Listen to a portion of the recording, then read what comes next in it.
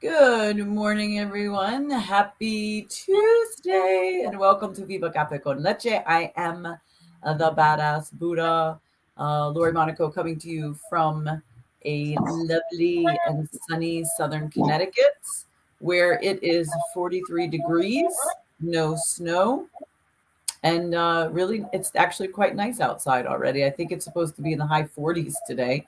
Very unseasonable for this time of the year, but That's what I heard. I ain't complaining. I'm enjoying it. Gets me outside. I mean, I could get outside in the cold, but I'm unhappy when it's too cold. So this is a really nice temperature where I actually could be outside for quite a while. So good morning and welcome to the show. Good morning, Gladiator Guru. Good Good morning, morning, buenos Kathy días, Reese. mi gente. Huh? Good morning, Kathy Reese. First one on. Oh. Good morning, buenos días, mi gente. Aquí con la Margarita, your gladiator guru. And yes, I'm in Florida. There's not really much to report on the weather, but I'm glad that up north is having some fake springtime. Enjoy it. When we live in the now, we enjoy now. Um, But yes, happy Tuesday, the start of a new week. What is it? The second week in February already. It's like everything's running. Blah, Yep, blah, blah. I know. And I haven't reached that cardio point yet, so I'm left behind. Well, I don't know what to do with that. What do you mean? Haven't reached that cardio point? You mean running? Yeah, like the time is going so fast. Like I can't run against the clock Yeah, I at hear this you. point. I feel like everything is being supersized and it's superseding the norm. I agree with you. I'm actually not 100% sure why it seems faster than, like, it seems faster than usual. And it's a little, almost a little disturbing to Yes. me. Like, I don't know. Like, I feel like,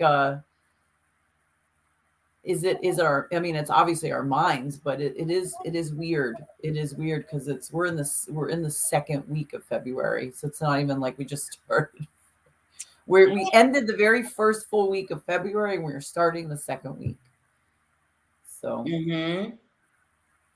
I I love don't your hair know. this morning. It's very like curly and it's fun Th- looking today. This is, thank you. I washed it last night when I got home from work and I just put it up in a ponytail and it dried up with my curls. And that's it. I didn't brush it today. So thank you for the compliment. Sometimes life is so simple, as we're saying about time. Time always ran as it did, but we just seem like when we were children, it took forever for our Christmas or birthdays to come, right? Yes. Forever. We're like, oh my God, I'm walking the desert. I'm dying of thirst. And now it's like a blink of an eye. It's like, damn, did we just celebrate Christmas or our birthdays? And I don't really know what to make of it. All I know is be graceful and grateful because that equals joy for everything that you have in the moment that you have it. Because tomorrow is not promised. And I think we're being taught in this rewire of the world in a negative way that we got to be grateful for what we have in our now because that's all we have, really, right? What do we have yesterday? Do we have yesterday? No. Can we speed time into tomorrow? No, but if you find that machine, please call me. Actually, I was watching a show. It's on Hallmark. I had recorded it and I forgot I recorded and I started to watch the episodes. But About the little girl on the lake. yeah, No? yeah. I've only got clips of it at work. Yeah, no, it's yeah, she goes back in time and actually becomes friends with her mother when her mother was her age, which is 15. And she got to see the dynamics of the family. There was a big couple of big tragedies in the family. And so she goes back and sees how the family was before the tragedies. But really, it just makes you think though. I this is what I'm getting from it. It's could you imagine going back in time like as an adult and hanging out with your younger self? Like what that would be like what or your child like going back, you know what I'm saying? Like if your child was younger going back and hanging out with you when you were that age. It's just really interesting. Like it's such an interesting concept. It started to make me think about what that would be like. Like, what would it be like if I actually got a chance to go back and befriend my younger self, you know, and like hang out with her for a little while and hang out with the family, or go back and just observe. It'd be interesting because you know we have you were talking about perspectives, and we develop a perspective based on our experiences. That's just the way it works.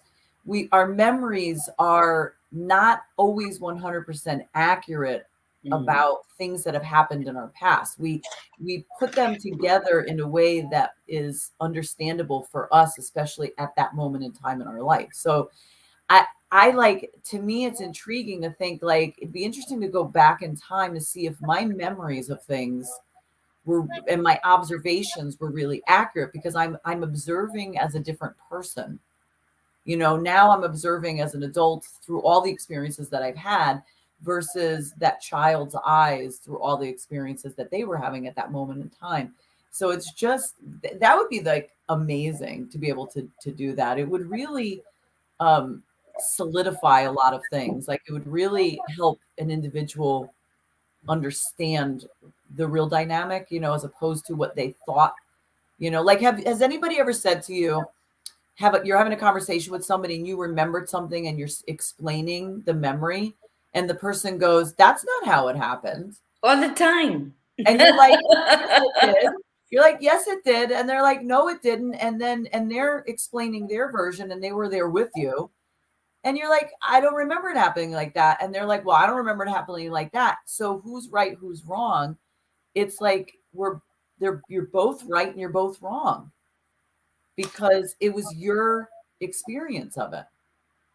And that's why when I would do culture um, culture training at work, I always start with the kindergarten words, right? I would get paid to do these when they would be a group meeting. And I always started with everything we need to learn in life, we learned in kindergarten, because that's the basic fundamentals of our, you know, growing up, the basics you learned in kindergarten. And people, the biggest one people forget across the board, work, play, home, is put shit back where you found it. Like that's always, even at work. Like, why can't they just move this chair that they put in the center of the floor and put it back when they The finish with teacher didn't say it exactly like that, but it? yes, that's the gist. So, Kids, put um, shit back where you found it. yeah. So when with teaching all these difference, there's an activity where I would whisper a little paragraph of a story into the the last person sitting, and then her job was to try to repeat it verbatim. And as it went from employee to employee to employee to employee, and then the last one stood up to tell the story, it was nothing to what the script was. Because when I shared the story with that person, she already formed a perception of how she was receiving the story. Yeah. So then when she repeated it to the next person, she left out, obviously, and added. And then that's how it went the whole way down that front row. Yeah. That's that Their telephone perception game. of how the story should be told. You know what Yeah. I mean? Oh, this is what, or the comprehension. I can comprehend it in this format, so let me repeat it that way subconsciously. You don't even know you're doing it. So when That's I read it exactly out right. loud to everybody, they were like, "It's nothing to what I heard," and that's the whole theory of it. Is what's the word that's been going around since COVID? Be mindful, like listen. We're too busy trying to fix, repair, share, understand. All and the least we're doing is listening. Listen, Linda. You didn't see that video. Linda, No. listen, Linda, listen. The little kid.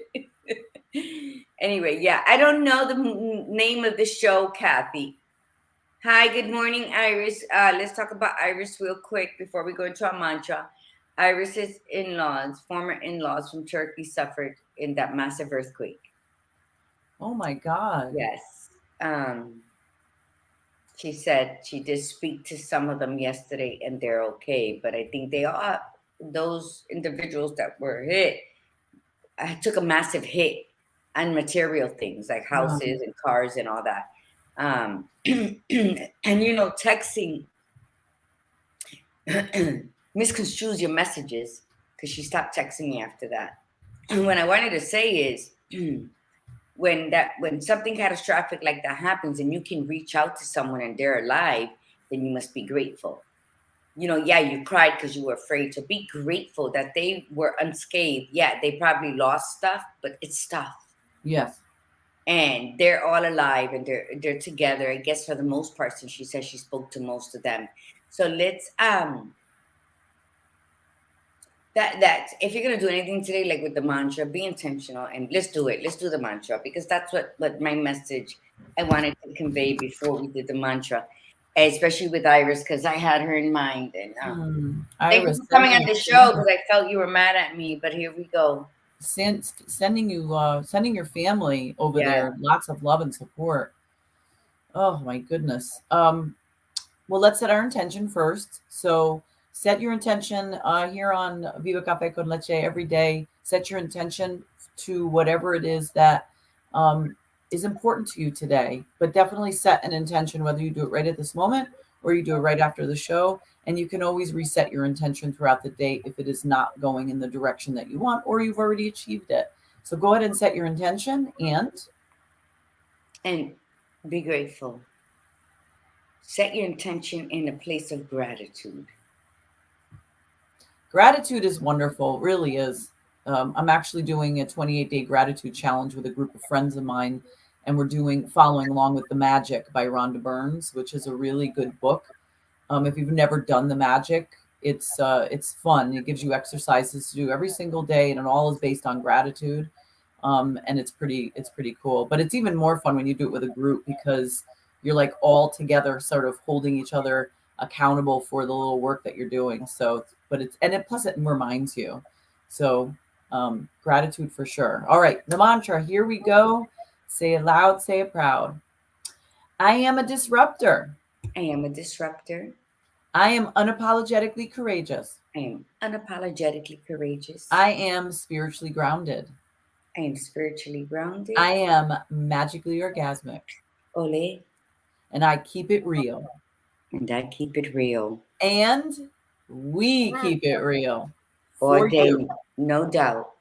Listen, when you do gratitude, make sure you're doing gratitude from your heart. Don't do gratitude to make you look good. I come across and I know a lot of people who do that.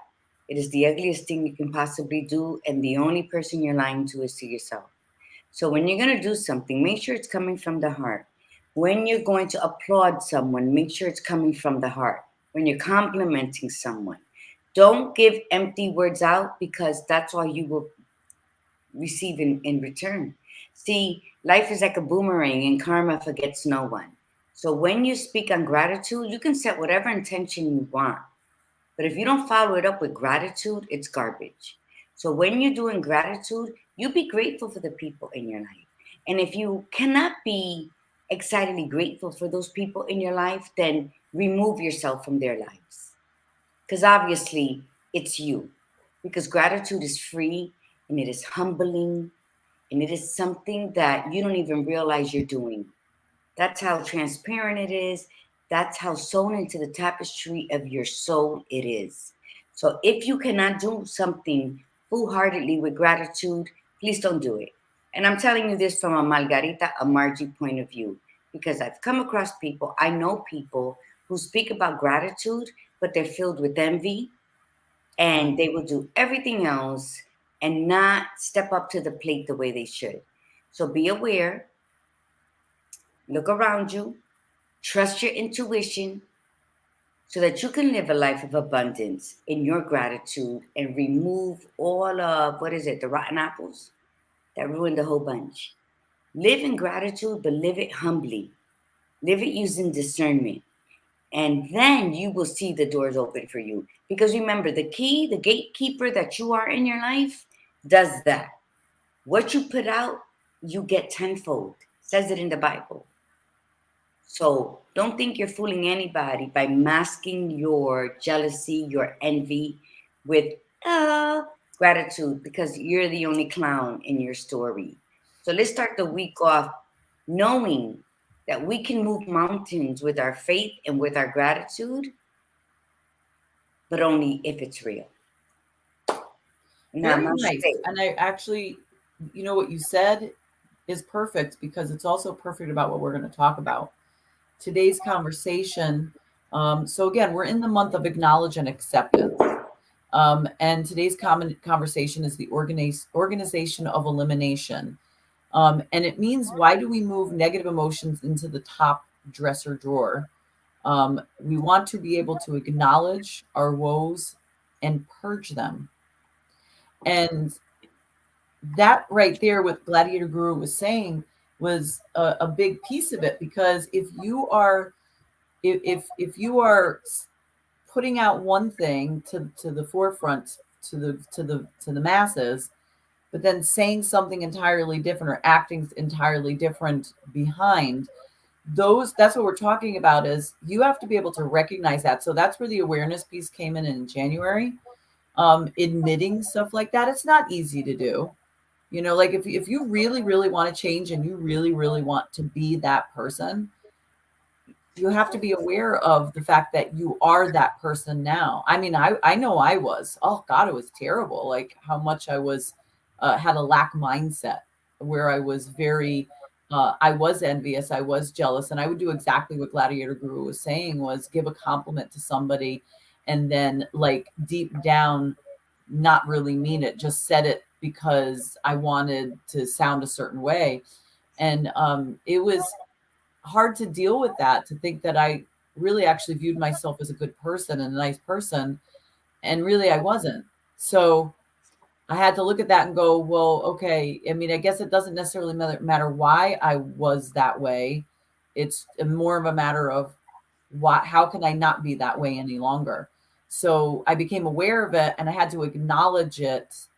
It's not that I had to admit it outwardly to everybody. In the beginning, you don't want to, because people are going to make you feel like shit, and you don't. In a healing or transformation process, your growth is important each and every step. And so if you have a fallback because somebody made you feel less than because they called you out on it, if you're not ready to get, to receive that and be like, yeah, you're right, exactly, that accountability piece, you'll just fall backwards, and then you'll blame and say, well, forget it, they said this and they're right. So don't announce all of that just yet until you feel like you're strong enough and you're ready. But the acknowledgement piece, so acknowledging and accepting starts with you, like you quietly, and saying, okay, these are the negative emotions that I have that come up every single day. If I have to write them down, I have to write them down. But these are them. I'm acknowledging them. I become aware of them, and I'm acknowledging and accepting these are the thoughts, the behaviors, the traits that I possess that are not serving me. Okay, but let me interrupt you. But if you do not see, when you've lived that lie all your life and you don't want to tell nobody until you work on it, how strong are you building your foundation? When you've lived that lie, when that lie was sown into you. So do you think maybe you do need to tell some people to hold you accountable, or the people who have called you out on your shit in the past, maybe say, go back and face your own humiliation of being that way and saying, I've listened to what you said and I've come that, yes, I have to change a couple things about myself. I think when we do stuff like we don't want people to set us back, or we don't want people to call us out on your shit, you're still working from behind the curtain. You're still in your. I'm not saying that. I'm saying that you kind of have to have that first step, because if you to come out to somebody and say, this is who I realized who I am, and be that vulnerable. Mm-hmm. if you get the right people, they'll be like, well, good, I'm glad you finally saw that, because that's exactly what we saw, and good. Like they're holding you accountable, but they're also encouraging the growth, as opposed to the people that will take the opportunity to massively shame you and guilt you for that. And that could set people back, like, yeah, somebody can be an asshole. Like, they can absolutely be an asshole. But if they came up to me and said, I realize I've been an asshole for years. Like, that the wounded parts of us always want to come back to that person and say, you're right. And let me tell you, because you're like, oh, they're down a little, I can go after them. But when you're in your healing process, if you're not ready, like, that could really set you back. I mean, and so it's a tough balance. I agree with you absolutely, Gladiator Guru. You have to do that, because that is truly the way you're going to hold yourself absolutely 100% Yeah. accountable.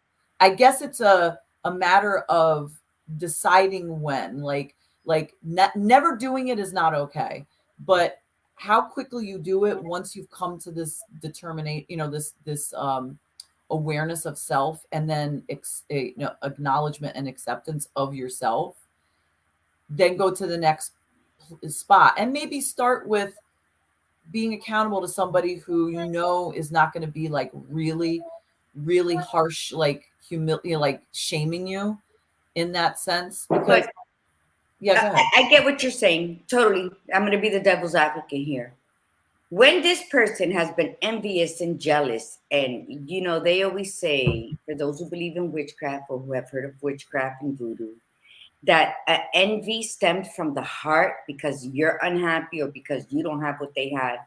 An envy that stemmed and birthed from the heart, jealousy, is worse than voodoo being done in the cemetery at midnight with cow's blood, to be a little more descriptive. So when you finally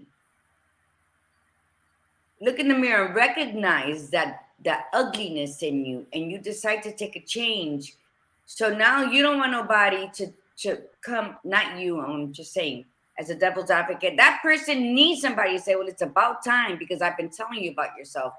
Or do you want somebody to soothe them and say, good, you're making a right choice to come forth? Because remember, even if you're saying, I'm going to heal because, wow, I was this bad, do we really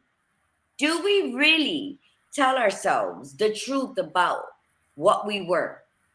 Or do we take certain parts of it? Oh, that was terrible. I remember when I used to do that, but I don't want to do that no more. So I'm just not going to do it.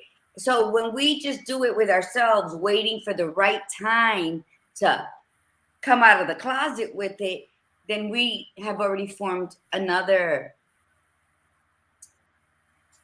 lie to ourselves that we are doing better, but in actuality we're not. So my question to you is, how long, or what do, in your experience, how long did it take you for you to work on yourself quietly with that secret of who you were, never mind who on the outside may have witnessed it, but until you decided to bring it out and say, oh, I'm not like that no more, and truly be not like that? Like, what would you tell people? Everybody's different, but give an example, like what would that be to eliminate those negative thought patterns from the past while you're going through healing? For me personally, it took me a few months to work on myself from where I was, because I was in that horrible depressive episode, and I had to come to terms with a lot of my own shit. And then little by little, I started to be the person that I decided I wanted to be, like, not be that person anymore. And so it was more of taking action, like actually being that person, and then acknowledging on the way the people that I would encounter that saw the old me, and then admitting to it, either by my own admittance, like saying it to them, or if they said something to me like, wow, you're different, you're not the person that you used to be, and then admitting that. So it was a process. And the reason I said that you have to be you want to be careful, I mean, I've been working on myself for 7 years and I have a good grasp on myself, but there's still pieces that I still work through. Mm-hmm. And one particular incident was with regards to somebody in my family dynamic that I had to step up and actually apologize for some of my behavior because it wasn't the best representation of me. And it was over a period of time. And I was uncomfortable with it. I won't act, I won't lie and say that it was like, oh, this was going to be really easy. I felt, like, okay, I want to own up to this person. And technically I didn't need to because of the dynamics of the relationship, but I wanted to. Interestingly, is what it did was it gave this individual permission to go at me on all levels of guilting and shaming me. It was like a shame shit show. And I just sat there and I just stopped. And I'm glad that at the growth that I am, because I actually was able to just stop and just sit and let this individual say what they needed to say, because even what they were saying wasn't even accurate. Like what they're again, we're talking about perception. Their perception of the situation wasn't even accurate. So when I did say a couple of things sort of in my defense, like to correct, like that's not actually, or that your behavior wasn't great either, it was instantly pulled back. And that's when I just said, I just let this person Yeah, talk. because we But can't. I mean, I know who I know who I was, and I know at those pieces of me, I was not representing myself properly. I feel good that I got it out and it's done. Like as far as I'm concerned, it's done. And that's that. It also made me clear to understand um, that my behavior wasn't necessarily as awful as I thought it was. It there's some people where you just, when you acknowledge the people in your life, how they play into your life, whether it's a healthy play or if it's an unhealthy play. When you finally acknowledge those that are unhealthy, you know, staying back from them, gray rocking, like having limited conversations or limited, stuff with them, isn't necessarily bad. And I had to look at that.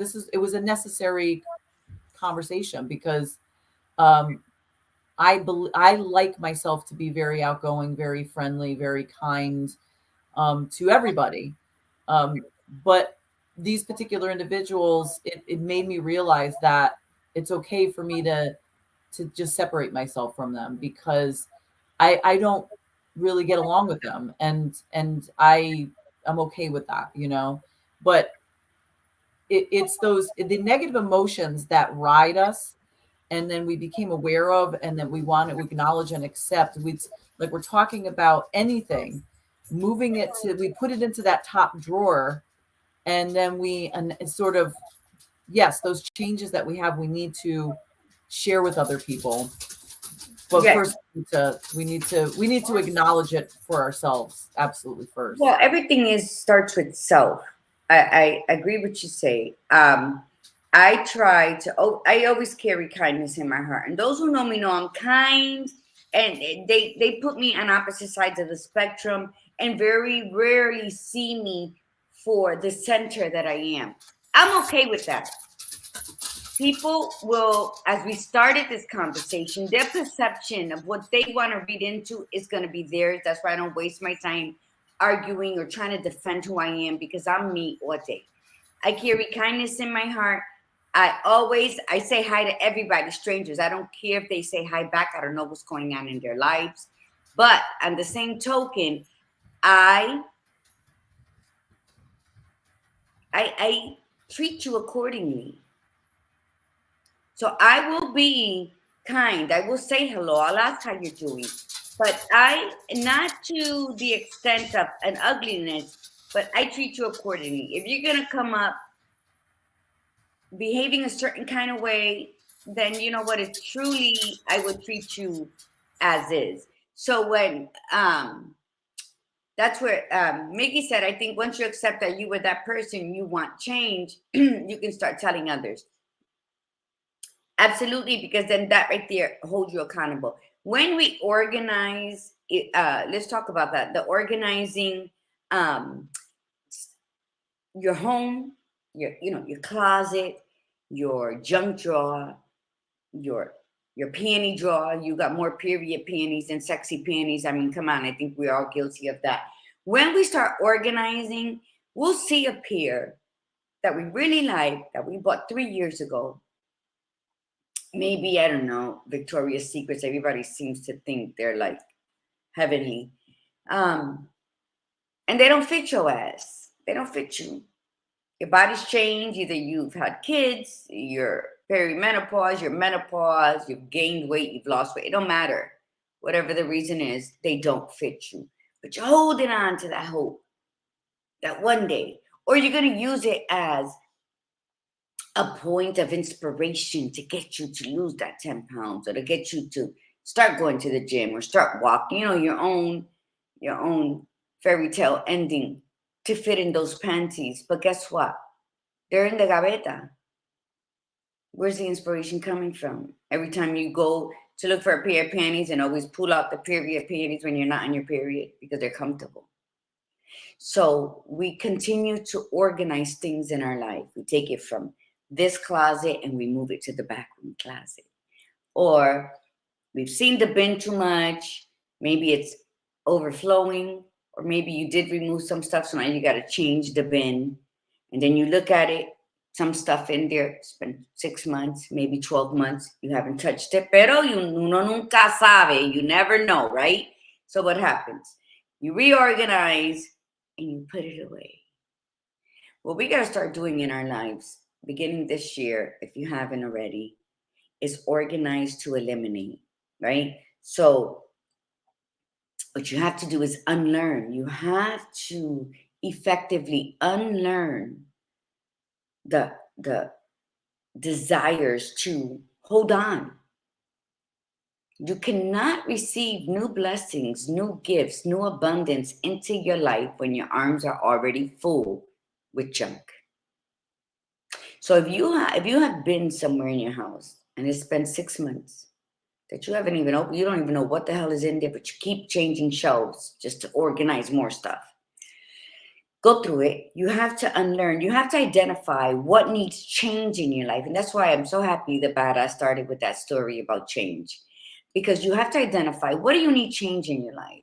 Do you need those Victoria's Secret panties? Or if you do lose the weight or gain the muscle back in order for you to fit in it, wouldn't it be more rewarding to sashay your ass into Victoria's Secrets and buy a new pair? And celebrate your accomplishment and your own? I was talking to Badass Buddha about Miley Cyrus's new song. I absolutely love it. I can buy myself flowers. Don't make me sing in the morning, please. But it is like a Bruno Mars. And I should have bought you flowers. Well, this song, it's so empowering. It's so, I can buy myself flowers. I can hold my own hand. I can talk myself for hours. Things you won't understand. I mean, the lyrics, I can take myself dancing. I can hold my own hand, I think it is, and I can love me better, more than you ever can. And the song is very empowering.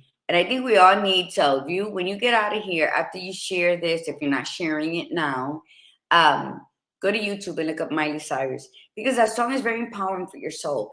And so guess what? When you listen, good morning, Arlene and Darlene. When you listen to Milagros, when you listen to songs like that, it like feeds your spirit.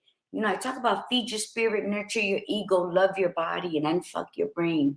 This song does all of that because it reminds you how powerful you are in your own right. It'll help you organize to eliminate. We don't need things in our lives. What we need is ourselves. God, ourselves.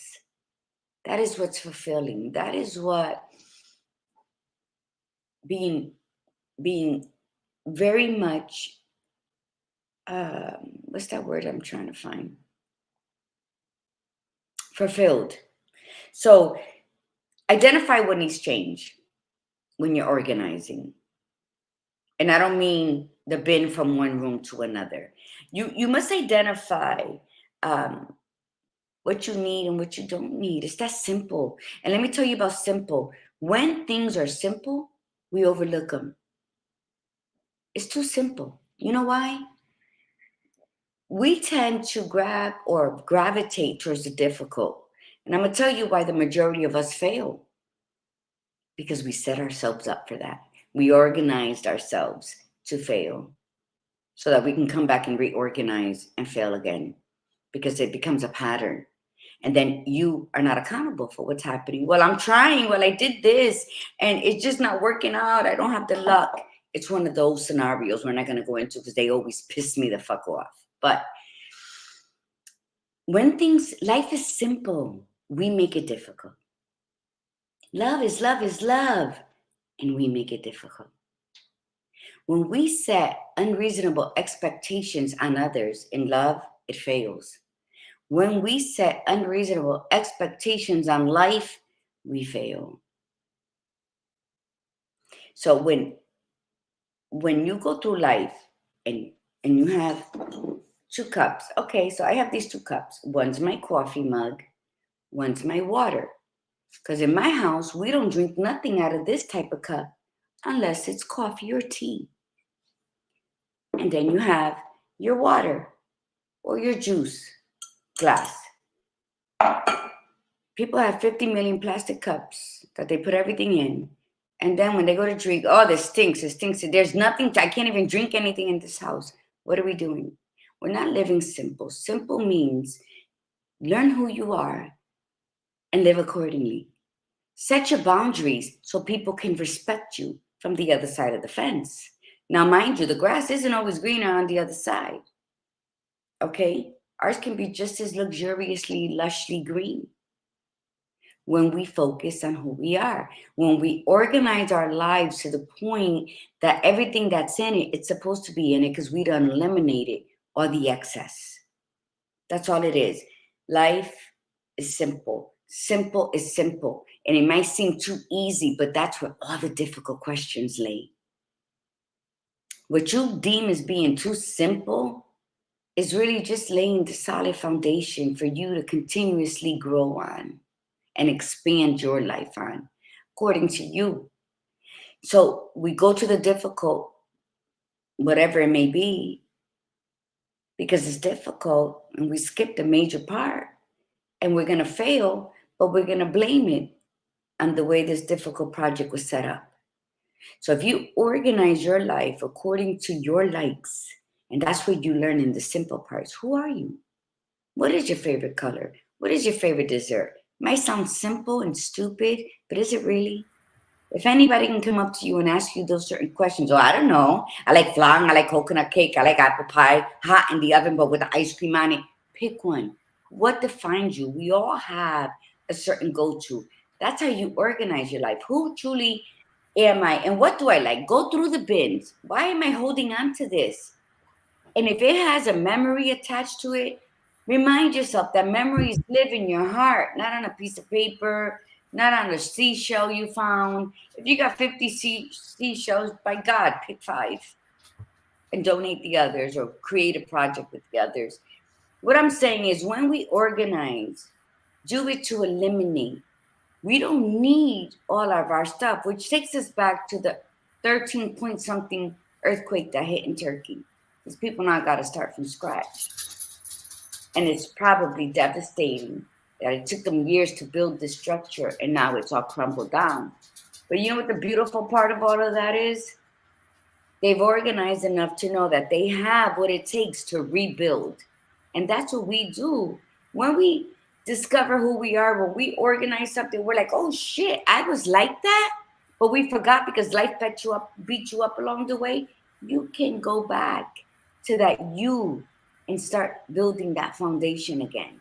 So when you're organizing, when we're talking about organizing to eliminate, we're not only talking about stuff, but since that's the more tangible thing to look at, it always comes back to who we are. Organize your soul so that it can dance with your spirit. And then it brings always a natural smile to your face. And that always makes you feel better. If you can't organize your you, by God damn, don't try to organize me. And Mhm. that's the biggest mistake a lot of people do. They're so busy saying, well, Margie's this and Margie's that. Well, who are you that you're getting so offended by me? Don't be offended or intimidated by anybody else, because we're all strong, beautiful beings. So when you organize from the inside out and eliminate what we don't need. You know what you don't need. Why you're holding on to it?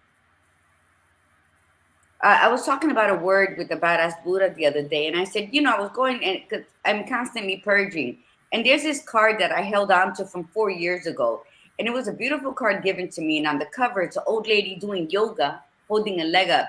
Talk about namaste, bitches. And I loved the card, and it was, the person who gave it to me wrote some beautiful stuff inside, and it was one word, and I said, we're gonna use that on one of the shows, and I looked it up and what it meant and all that. And you know what? The card went to the garbage. That's it. I've enjoyed it. I held on to it longer than I should have, because it always made me laugh when I'm sitting at my desk and I looked at my bookshelf. I had it up against the books, and I'll see the old lady in the yoga pose, and it just made me laugh. But you know what? I'm funny. I make myself laugh. Trash elimination, because that card held on to someone that I was trying to let go in my mind. So was the card really just making me laugh, or was it making me laugh because it brought me back to a memory that's no longer? It's just right. Badass organization of elimination. Your theory, please. Sometimes it helps to have a visual. So start with, if first off, right, become aware. We did that last month. Make a list of all the things that you know about yourself to be negative, like things that you want to change, things that you don't like about yourself, things that maybe it's not that you don't necessarily like them, it's just that it's held you back or whatever. Just make a list of it. Then visualize it every time you open your drawer, every time you open your closet. It's like the first thing you look at, because that's exactly what it's like. It's that pair of pants that we refuse to get rid of, but we like keep hoping, holding out. Oh, I'm going to lose the weight, or oh, it's going to come back in style, or whatever. I'm going to find a place to use it. But you end up having to move everything around that chunk of clothes, or in that drawer, you move stuff around to get to the stuff that you really want.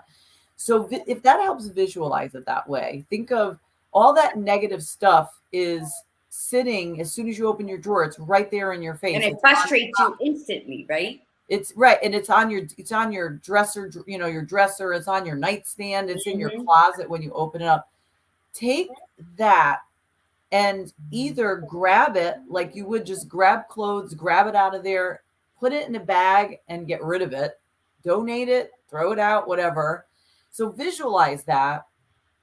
Or if you feel that it's still like, I don't know how to work through that just yet. I know this about myself, but I'm still working on that piece. Then move it to the back of the damn closet, to the sides, that part that's really hard to get to, that you have to like move a gazillion things around to get to, or the bottom of your drawer, and then put the good stuff right smack in the middle that you can see.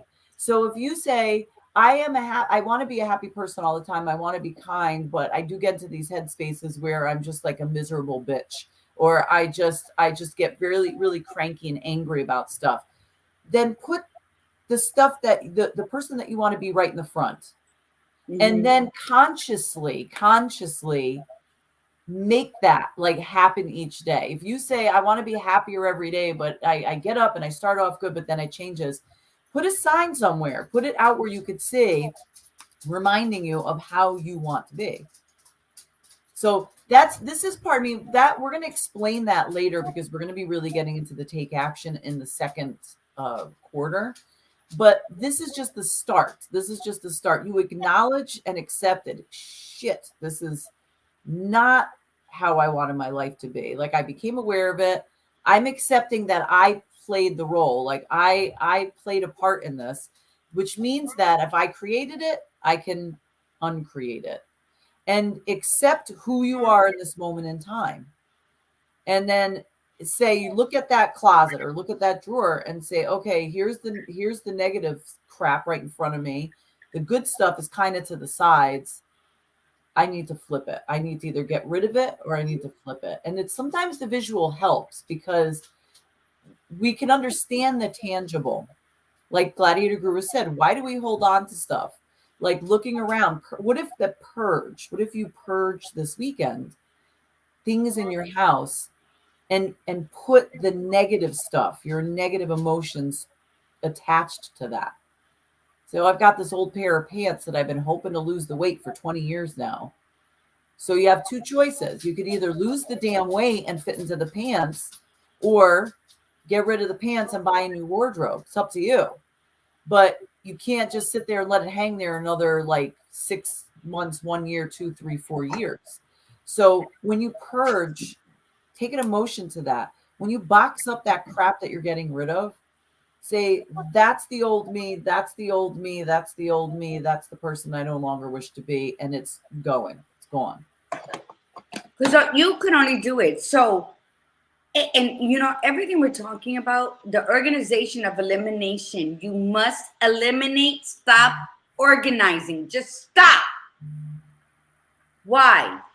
Because you're adding to your stress. And then because you haven't eliminated shit you don't need, you're going to start blaming other people. You're going to start being jealous or envious of other people. You're going to just dislike people because they seem to have gotten it and you're still stuck. Remember, you are responsible for who you are. I understand everything the badass Buddha was saying up front. Because we in that part, I'm head on. You know, I walk my truth. I don't care who likes what I say, who doesn't like what I say. I don't care if you're going to be mad at me because I'm speaking what I'm speaking.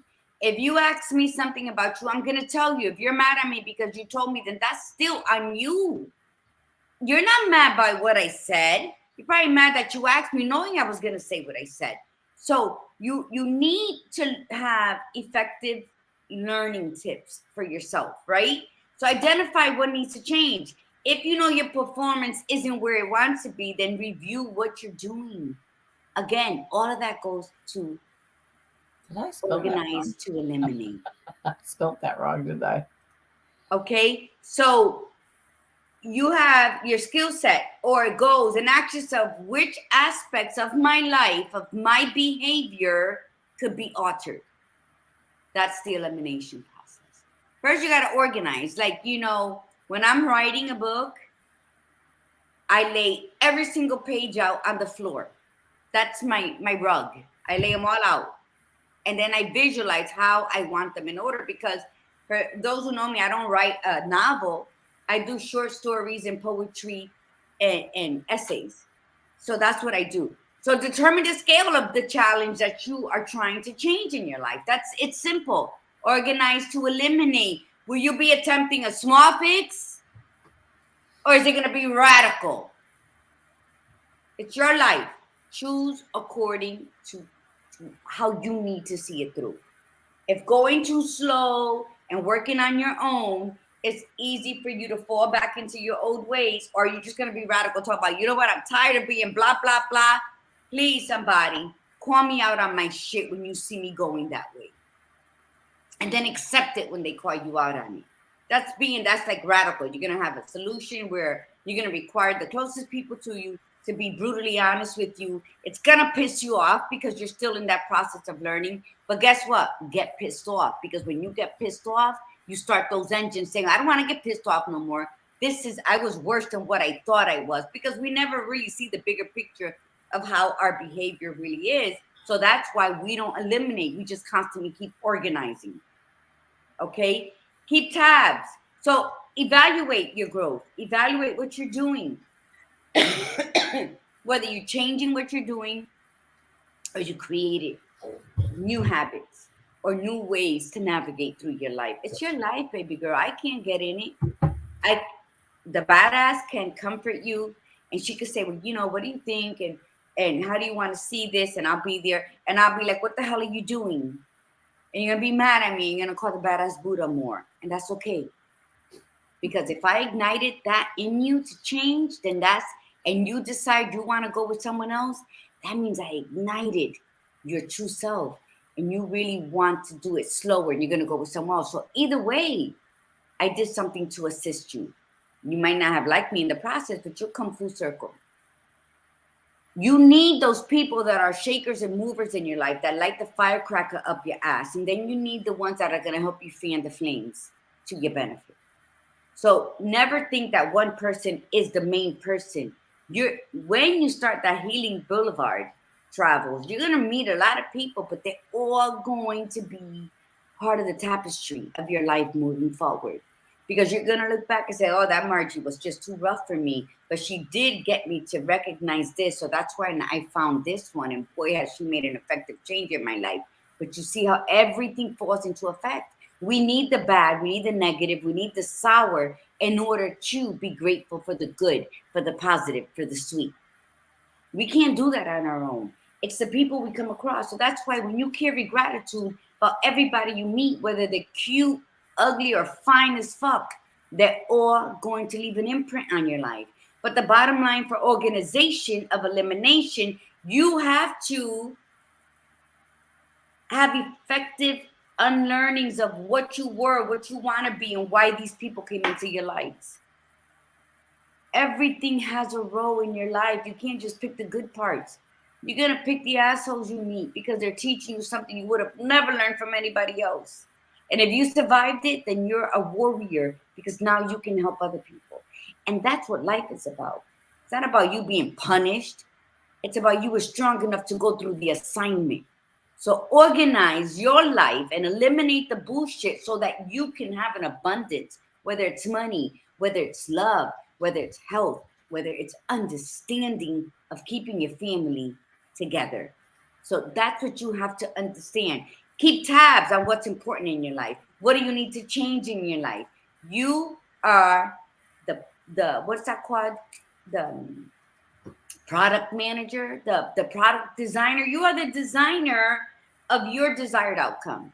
Nobody can get you to the end line. When you're running that marathon, everybody's cheering you on, but nobody can carry you and carry you over that line. You got to do it. And whether you're number one crossing that line or you're number 101, you crossed it. So you're still a winner. That's the life. Why do we always want to be up front in your face and yeah, I'm the bomb, I did it? No. When you do what you do and you do it with love, it doesn't matter if you're first place or 101. What matters is you never gave up on what you believe to be because you eliminated all that extra heavy baggage in your life and you organized yourself to the point where you, whatever it is you do, you're always going to follow through. That's what makes you a winner. But you got to eliminate what no longer serves you. People, places, and things. And when you practice to unlearn that, you're going to ride out the bumps because the road's going to be bumpy. There's going to be potholes. There's going to be dirt roads. It's going to rain. It's going to be mud. It's going to be paved. It's going to be all the bullshit that you're going to try to make excuses for. Look in the mirror when you're saying those excuses because I don't want to hear it because there's nothing I can do. They're your excuses. You're building barriers in your life. I can't move them for you. I can cheer you on when you finally climb over it, but I can't move them for you. So let's take a little more respect for who we are, where we've gotten in life, how we've gotten to where we are today after all the scars and the whips and the bruises that we received by loving in our past. We are here because we're warriors, because we were meant to be here, to have this voice to speak to the masses, to say, you know what, you got this, girl. I don't care where you came from. I met you here, where we're going. And we could be heading into our future, but they could be on opposite sides of the spectrum, but we're going to cheer each other on. Why? Because we eliminated the baggage, the ugly, the jealousy, the envy, the insecurities, because all that stems from insecurities. All the hatred that we've had because of what was done to us. And now we are organizing our life to grow into that abundant garden. Whether your vegetables or flowers, grow, baby, grow. Badass.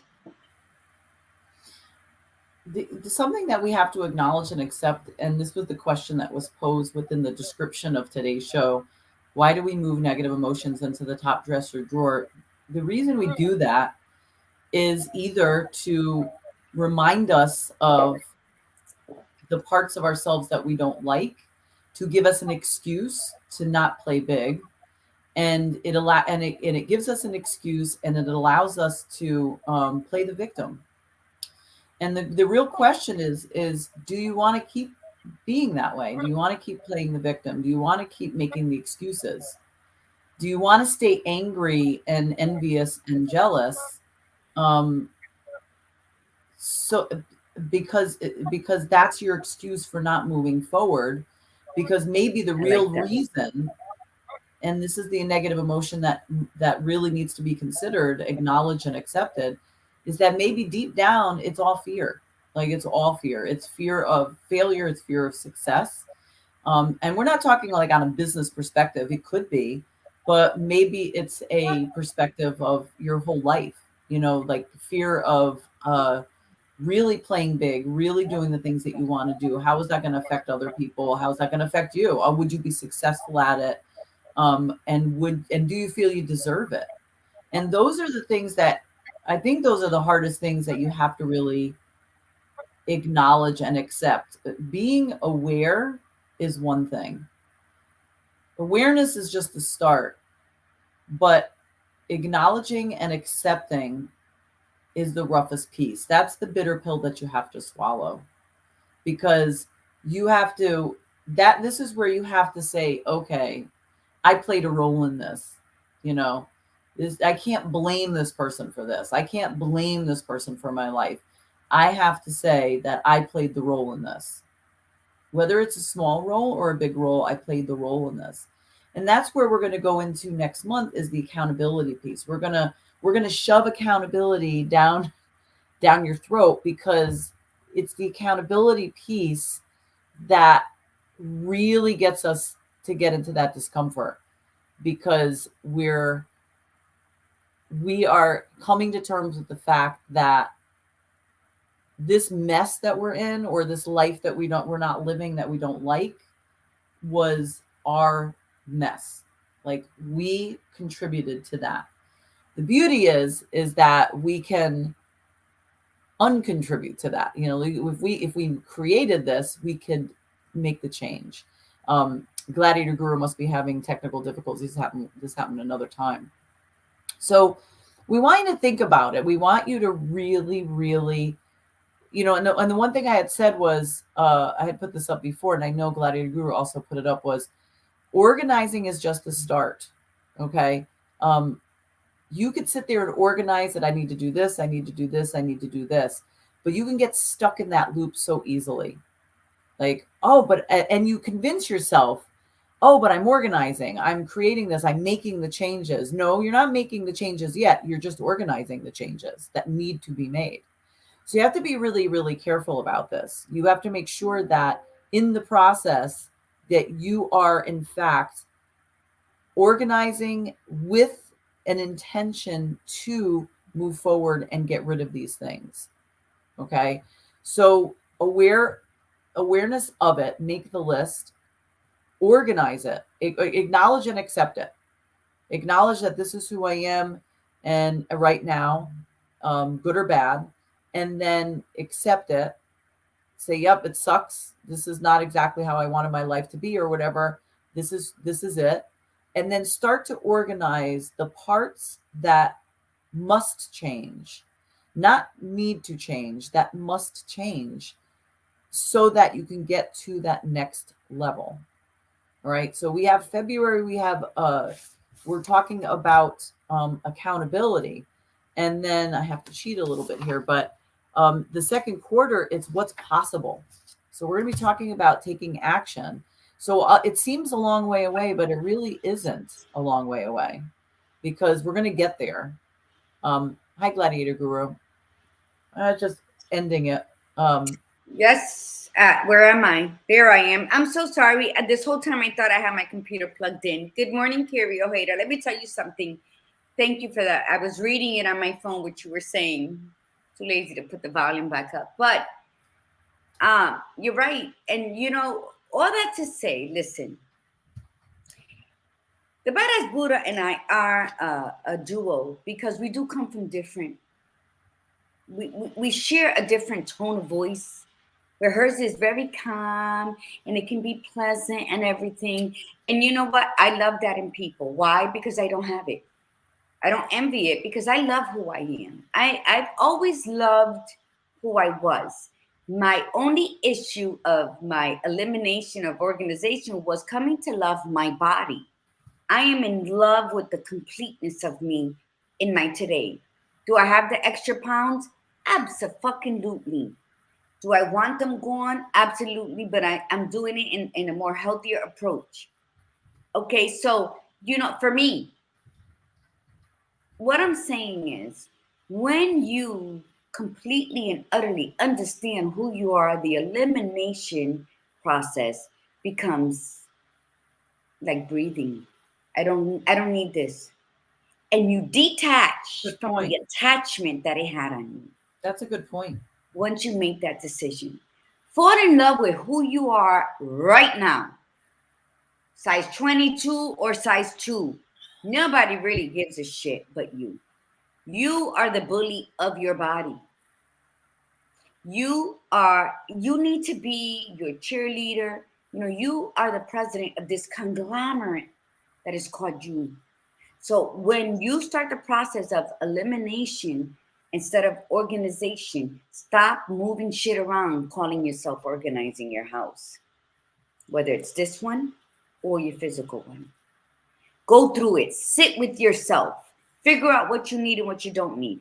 Don't assume, don't put these scenarios in your mind. Well, if I say this in front of so and so, then I know they're gonna get upset. They're probably gonna say this, and they're gonna provoke.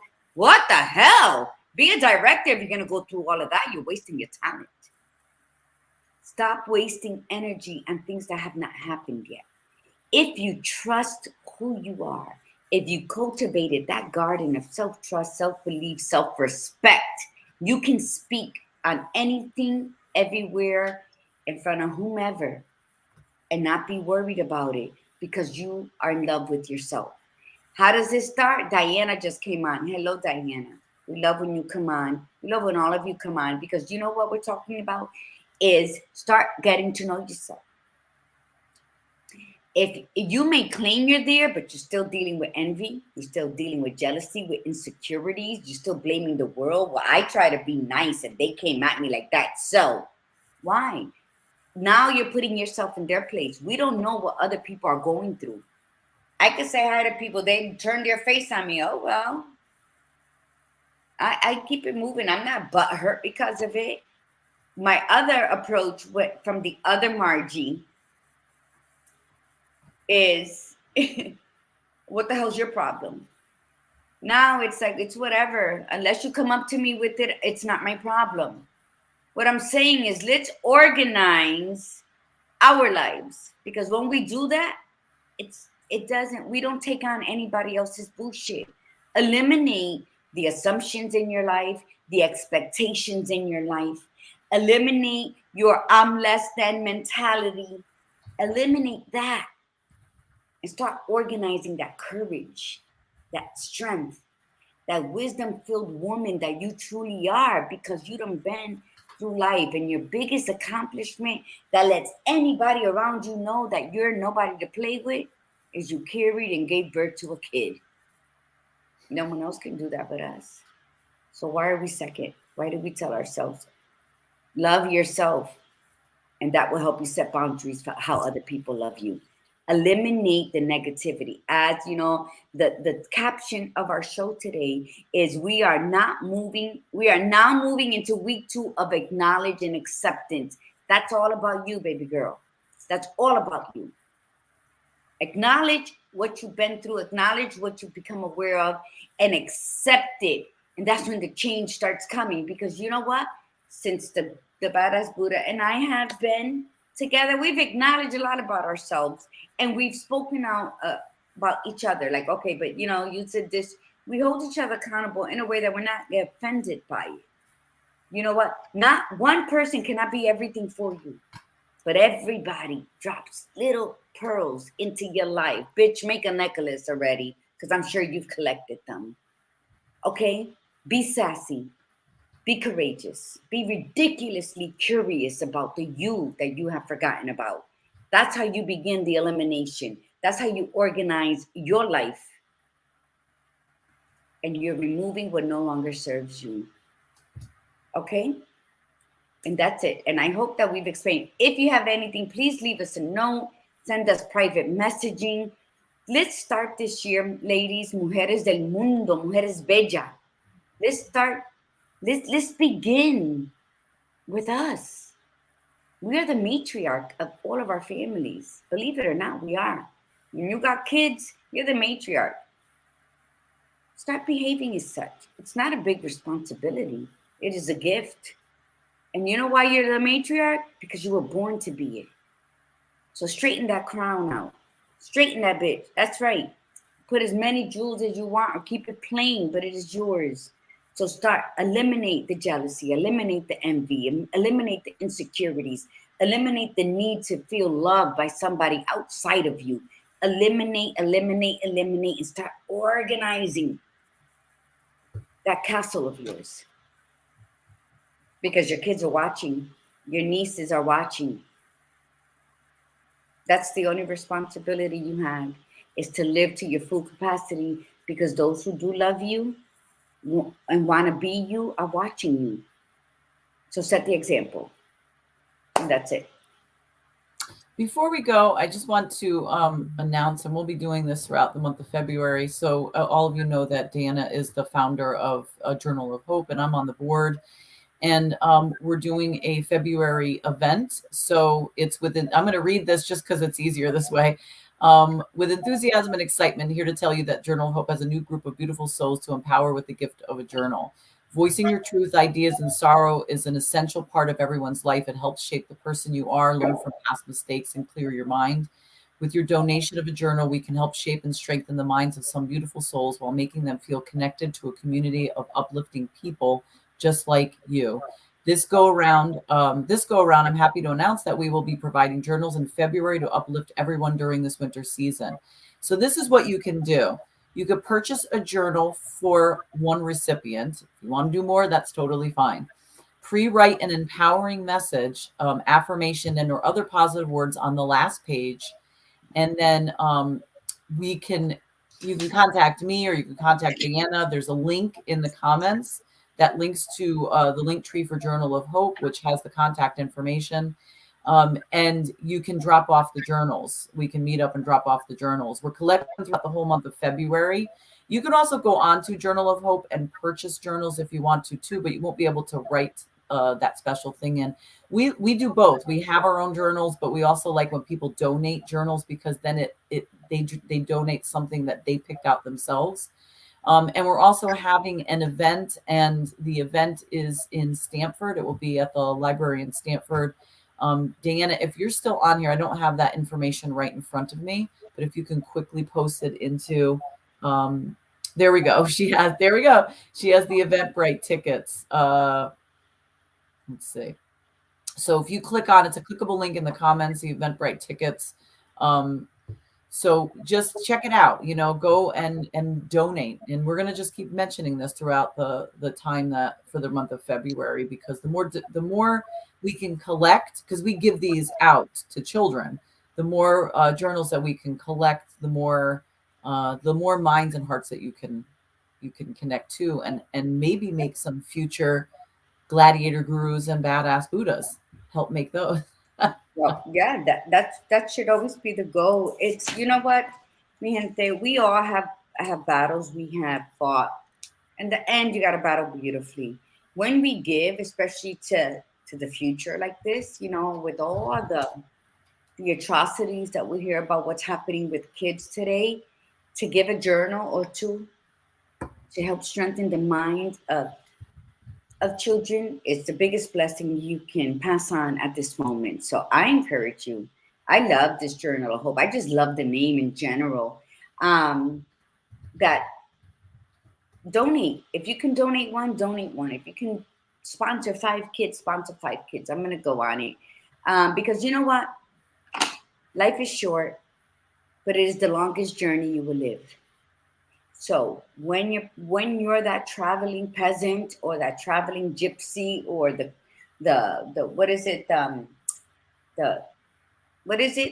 when they all travel holding up the princess and they're walking, what is it called, the cargo, it's not a cargo.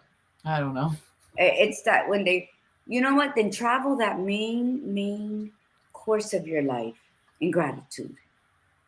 Give out. If you have a loaf of bread and there's two other people with you, then you're going to split it in three.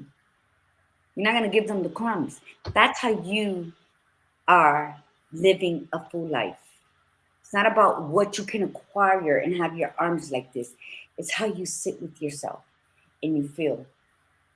You ate. If you're with me, if I eat, you eat. That's just simple as that. So if you look around after the show today, look around at everything you possess, because when our outside world is cluttered, then our minds can't function correctly. Look around. What have you reorganized and restored and re-put on the refrigerator, and then it goes to the counter, and then before you know it, is your centerpiece on the table. Do you really need that? Do you need it? Ask yourself that question. Things might have certain attachments, but if I can leave you with one thing, memories live in the heart, not in objects. Because what's going to happen when this falls and shatters? Oh my God, I got that in 1985, when it's going to shatter. But guess what? Whenever you see something similar to it, and people are like, oh, you don't understand. You know what? We're never going to understand one another. But one thing is, you can't receive new blessings and new gifts when your arms are already full. So organize and eliminate. It's for your well being. And With that, thanks for coming on today, and we will see you on Thursday's show. And it's a fabulous show, as always. I am aware that I am rare. woo! You aware? Okay, so thanks everybody for coming on. We really appreciate it. Thank you for all the shares, all the comments, and be fabulous. All right. So from the Badass Buddha, remember, be you, be real, and be extraordinary. Yes, and I see that Brenda Lugo was on. Hey, Brenda, listen, that's going to be an awesome show. Today was awesome. Today got me very emotional. I don't know about you, Badass Buddha, but the subject got me very emotional. Why? Because we are all guilty of it. Guilty, guilty, guilty. I still have my mother's clothes, my mother's dentures, and my mother's glasses, right? Organized to eliminate. So, with that, can't wait to see you on Thursday. And what did you say? I am what? You ended with something. Be what? You The said show, something. next Thursday show. No, you said be what? Be fabulous. Yeah. Remember, mi gente. Breathe in the beauty and breathe out the bullshit. Be amazing today. Namaste.